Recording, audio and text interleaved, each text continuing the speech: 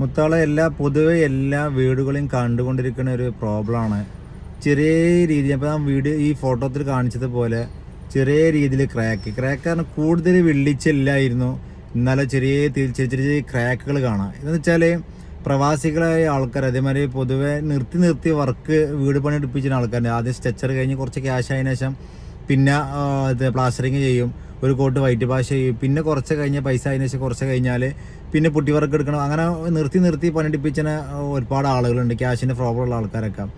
അങ്ങനത്തെ വീടുകൾ പൊതുവെ കണ്ടുകൊണ്ടിരിക്കുന്ന എംസാൻ്റെ തേപ്പിനൊക്കെ തേപ്പൊരു വിഷയമാണ് ഈ ഒരു ചെറിയ, ഇപ്പോൾ ഞാൻ ഫോട്ടോത്തിൽ കാണിച്ചതുപോലെ ചെറിയൊരു ലൈന് മാര്യങ്ങളെല്ലാം ക്രാക്ക് ഇങ്ങനെ. അത് പിന്നീട് കൂടുതലായിട്ട് വരുമോ ഇല്ലെന്ന് നമുക്ക് പറയാൻ പറ്റില്ല, വരുന്നതുണ്ട് വരാത്തതുണ്ട്.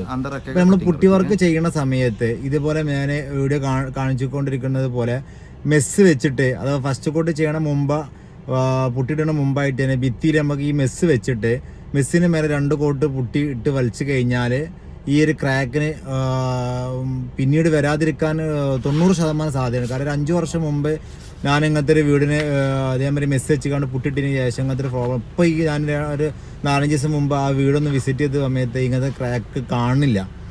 പൊതുവെ അങ്ങനത്തെ ക്രാക്ക് ഭിത്തിയിൽ മുമ്പ് ഉണ്ടെങ്കിൽ അത് പുട്ടി വർക്ക് ചെയ്താലും പിന്നീടും ആ ഒരു ക്രാക്ക് വരുന്ന സിറ്റുവേഷൻ കണ്ടിട്ടുണ്ട്.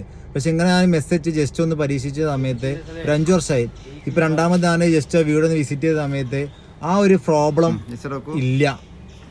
അപ്പൊ എല്ലാവരും ശ്രദ്ധിക്കുന്നത് ഇങ്ങനെ ഇതേപോലെ തന്നെ മെസ്സ് വെച്ചുകൊണ്ട് 2 കോട്ടോ 3 കോട്ടോ പുട്ടി വലിച്ചു കൊടുക്കുക. എന്നാൽ ആ വിരിച്ചിൽ പിന്നീട് വരാതിരിക്കാൻ 90% സാധ്യത ഉണ്ട്. ഓക്കെ.